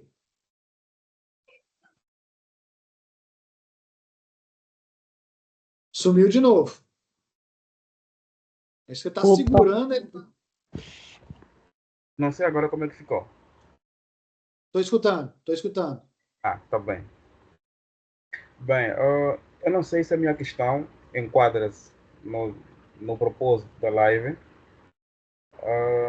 Bem, eu tentei fazer uma inscrição, ou seja, sim, a inscrição sim do processo seletivo, mas Certo? também tentei concorrer para uma bolsa. Porque ali Perfeito. no edital tem lá um tópico que aborda sobre as bolsas. Mas Perfeito. acabei tendo um pequeno impasse. Isto deve-se pelo fato de eu não ter alguns documentos nacionais, porque eu não sou brasileiro, eu sou moçambicano. Então, quando eu entrei lá, fiz o cadastro, ou seja, criei uma conta na fundação e quando fui criar o cadastro, pediu-se alguns documentos que eu não tenho, pelo fato de eu não ser brasileiro, então não tenho os tais documentos. E eu queria saber como que posso ultrapassar este impasse a fim de eu concluir o cadastro. Você mora no Brasil ou não? Eu atualmente estou em Brasília, sim. Certo. Então, assim, o que que eu te aconselho a fazer é o seguinte: você tem que. Esse processo de bolsas é um processo que é alheio a nós, né? É um processo que é o FMG que conduz, né, a fundação. Como é que é o nome da negócio? A Fundep, que faz essa avaliação e tudo mais, né? Então, o que eu aconselho você fazer é você entrar em contato com eles lá, né? Explicar a sua situação e quais documentos vocês pode apresentar no lugar desses, né? No lugar desses que estão dirigidos, que por você ser estrangeiro, você não tem esses documentos. Até onde eu saiba, não existe restrição para ceder bolsas para estrangeiros. Assim, a questão da bolsa é relacionada simplesmente à questão da análise socioeconômica, né? Pessoas que são detectadas com necessidade de bolsas, elas vão ser concedidas. Perfeito? Mas para isso é preciso, a universidade precisa detectar isso, precisa enxergar isso no candidato. Como eu falei, isso aí é função da Fundep. Na Fundep, depois eu não tenho acesso nenhum a eles, depois eu só recebo uma lista mesmo da classificação de cada um. Perfeito, Pedro? Ah, tudo bem, está percebido. Então, assim, manda e-mail, telefona lá, o pessoal é bem acessível, assim, então eles podem te ajudar. Tudo bem. Tranquilo? Obrigado. Mais alguma pergunta, pessoal? Bem, enquanto vocês vão pensando aí, quem está por aí vai pensando um pouco mais nas perguntas aí, né? Pode falar, Ailton. Muito boa noite, professor. Boa noite, colegas. Consegue me ouvir bem, professor? Perfeitamente. A minha pergunta, talvez ele vai fugir um pouquinho. É o seguinte, professor. Nós temos verificado que, por exemplo, nos últimos 5 anos, nós temos tido algumas melhorias tecnológicas em relação às fontes já existentes. E isso exige mais estudos, aperfeiçoamento e etc. A minha questão é o seguinte: nós vamos concluir o curso de especialização este ano, porém o programa de especialização da UFMG ele vai continuar e certamente teremos melhorias semestre por semestre. Eu queria Perfeito. entender se existiria a possibilidade, por exemplo, vou dar um exemplo. A parte do armazenamento de energia, por exemplo, ela ainda não faz parte exatamente do nosso programa de estudo. Vamos supor que nos próximos processos seletivos seja incluso como uma disciplina a ser mais abordada. Nós temos possibilidade de se Perfeito. inscrever exclusivamente para ele? Principalmente o seguinte, Ailton, Sim. como é que se fala? A disciplina vai ser nesse semestre, tá? a disciplina de Ok. armazenamento de energia. Então, Opa! vai ter aí, tá? A sua pergunta é totalmente pertinente. Na verdade, quando mais do que fazer o curso durante os 24 meses lá, a gente Sim, desenvolvem uma ligação com a gente. Então, claro, sim. por exemplo, todas as palestras que a gente Se dá no virem curso, futuramente. eu chamo para os alunos, os ex-alunos também. Então, assim, é perfeitamente possível. Não, eu gostaria de repetir uma disciplina ali, não, é perfeitamente possível. Mais uma vez, a nossa relação ela não se finaliza com a A finalização da conclusão do especialização. curso. Então, tem pessoal que já formou há 3, 4 anos atrás que continua interagindo com a gente o tempo todo, ali participando das palestras e tudo mais. Sempre nas lives sempre tem um ou outro também, por acaso hoje não tem aqui não, tá? Sim. Então, é possível sim. Bem, aproveitando, Ailton, você tem alguma outra pergunta, Ailton? Eu tenho uma questão, mas o professor pode prosseguir, depois eu pergunto. Ainda também relacionado à questão do armazenamento de energia, mas o professor já frisou que vamos ter essa disciplina, então vou aguardar expectantemente essa disciplina. Acho que é Perfeito, tudo. vai. Era mais isso. Como eu acompanho muito a plataforma da UFMG, eu vejo que tem muita coisa interessante fora. E aí eu tinha essa questão, será que depois de finalizarmos ainda teremos aquele vínculo? Tem uma questão aí também, né, que eu acho que foi importante você colocar aí, que eu coloco para os outros aí também, né, é o seguinte, quando você entra na especialização, eu já falei isso na noite, vocês são alunos da UFMG, então, não necessariamente você, assim, lógico que você tem obrigação de fazer as disciplinas da especialização, mas se por algum acaso você viu uma disciplina, por exemplo, Ailton, que é oferecido lá no programa de pós-graduação em engenharia elétrica, lá na graduação da engenharia mecânica, qualquer uma que seja, basta você fazer a solicitação de matrícula para a gente e caso o departamento aceite, é muito fácil esse tipo de matrícula. Então, assim, você não precisa só estar você não tem acesso apenas às disciplinas da grade curricular do curso. Você tem acesso a todas as disciplinas que são ofertadas na UFMG, no final das contas. Aí eu quero fazer eu quero fazer uma disciplina lá na engenharia mecânica. Eu estou vendo que tá assim, posso fazer? É só falar com a gente que vocês podem fazer. Entendi. Muito obrigado pelo esclarecimento, professor. Obrigado Então, mesmo. então fica a dica aí, Ailton. Nesse semestre tem lá na pós-graduação na engenharia elétrica tem a disciplina de armazenamento de energia. Assim, eu acho que para você é complicado porque é presencial, né? Então, Sim, esse é um ponto. Mas, caso você tenha interesse, você tem total acesso a essa disciplina. A disciplina sim, não da nossa especialização, mas a disciplina lá do mestrado e doutorado, entendeu? sim, sim, sim. Não, ficou claro, professor. Ficou Bem, claro. aproveitando aqui, o Ailton, você já está falando aí, né? Então, assim, bem, você pode dar duas palavrinhas aí para a gente, né? O Ailton é aluno nosso, tá aí finalizou o primeiro ano de curso, né? Você pode falar aí um pouco para a gente como é que tem sido o curso para você, o que é bom, o que são os desafios? Você pode dar uma palavrinha aí para os demais, por favor? Sim, professor.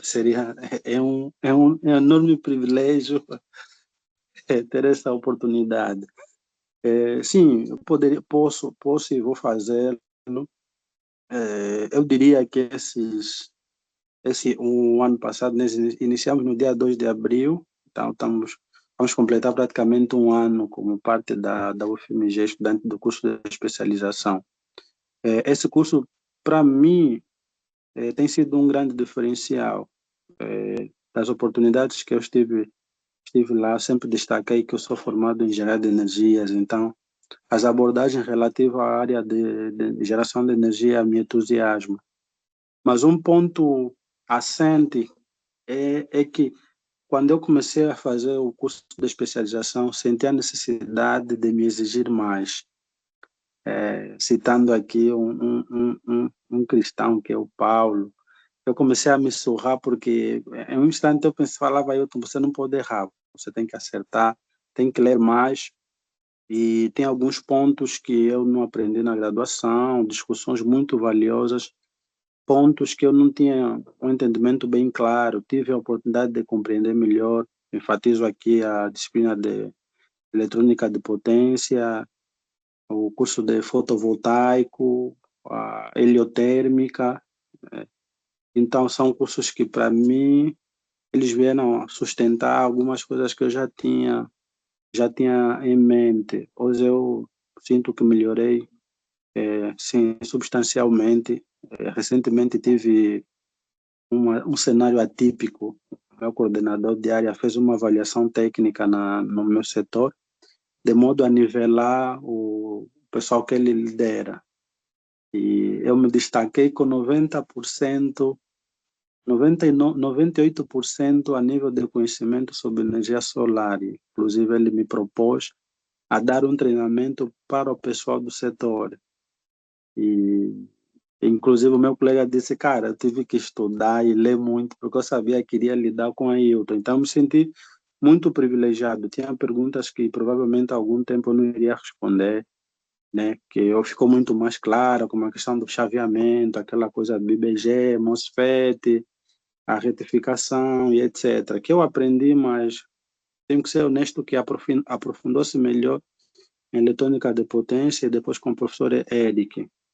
Então isso para mim é uma grande valia. Quem está aqui presente, que faz parte do curso, vale muito, marcar esse passo, independentemente do nível de conhecimento. Essa especialização nos desafia, a nível do que já sabemos e daquilo que nós podemos ainda saber, conforme eu enfatizei a questão do armazenamento de energia, que é de agora para frente, né, até surgirem outras tecnologias. Então, para mim, professor, tem sido uma oportunidade assim muito valiosa. Tenho aprendido muito, espero aproveitar muito mais a segunda parte a terceira e a quarta parte do curso, melhorar em muitos aspectos que eu deixei a desejar, que eu acho que eu podia ter feito bem melhor, buscar melhorar nos próximos e Fico, terminar fico, com fe- excelência. Fico feliz de escutar isso aí, Ailton. Realmente, essa questão que você falou aí do seu chefe, assim, é isso que a gente quer, né? Sabe? Nosso objetivo, nós como os professores, é isso, é levar conhecimento a mais, né? Esse setor que está tão em voga, mas que tem muita gente ruim trabalhando também, assim, não é gente ruim, né? É gente despreparada, vamos assim dizer, né? Então a gente vê isso aí, a gente corre atrás, né? Passou aqui alguns outros ex-colegas e tudo mais, estão aí os colegas. Francisco, você está por aí?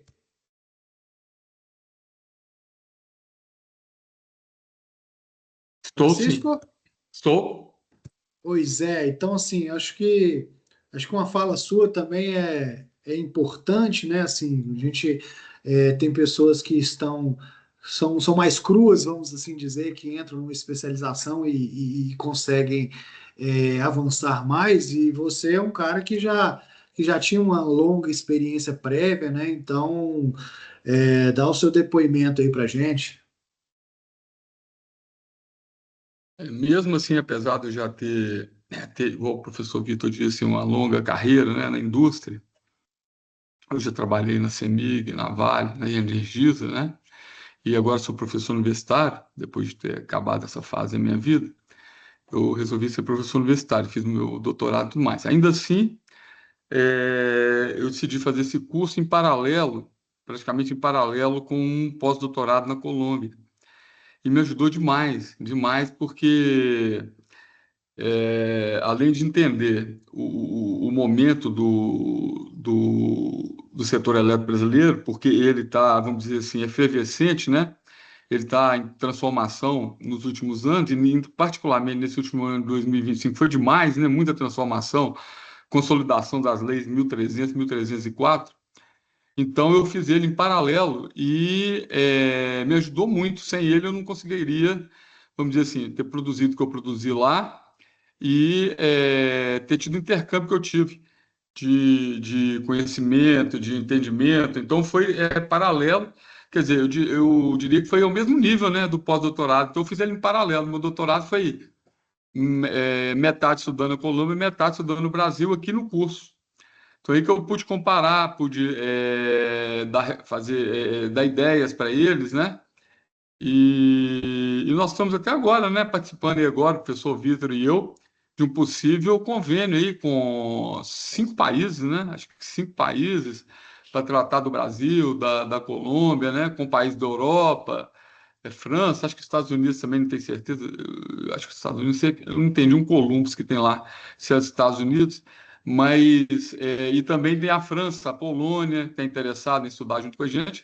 E tudo isso, vamos dizer assim, é um conjunto, né? Então o curso é muito atual, né? Eu me atualizei, ele correu paralelamente com a legislação brasileira. Então, tanto na parte técnica como na parte econômica, política, estratégica, né? Então foi muito importante. O nível é muito bom, né? É uma exigência, vamos dizer assim, na medida, né? A gente tem que fazer um esforço, mas é possível e a absorção de conhecimento, mesmo eu que já estudei muito, foi muito grande. E o curso é de excelente nível. Ele Beleza. está mais para o mestrado do que para um MBA. Com certeza, com certeza. Esse é o nosso objetivo, né? Bem, pessoal, mais alguém? Mais algum questionamento? Bem, a gente está chegando aqui a quase 2 horas de live, né? É, na verdade, eu tentei, né, falar um pouco menos, né, enxugar um pouco menos a apresentação em si, para poder dar até espaço mais para as dúvidas e tudo mais. Já tinha algumas pessoas que estavam aqui com a gente que já saíram e tudo, né? Já está acabando. Apaixonante, tá, gente? E tem muita oportunidade, tem muitas possibilidades, né? Então, quem tem interesse em se inscrever aí no processo seletivo, o façam, que eu garanto que é um investimento muito importante, assim, que dá um retorno muito bom, tá? E qualquer dúvida que vocês tiverem, vocês têm aí acesso às nossas redes sociais, nosso WhatsApp, né? A Fátima, que está aqui com a gente, sempre responde, né? Então, como o Pedro teve ali uma dúvida, né, que talvez já tenha até mais tempo que ele tenha, é só mandar lá com a gente no WhatsApp, a gente responde super rápido. A gente quer realmente levar um conhecimento a mais para todos. Bem, então é isso. Vou parar a gravação aqui. Agradeço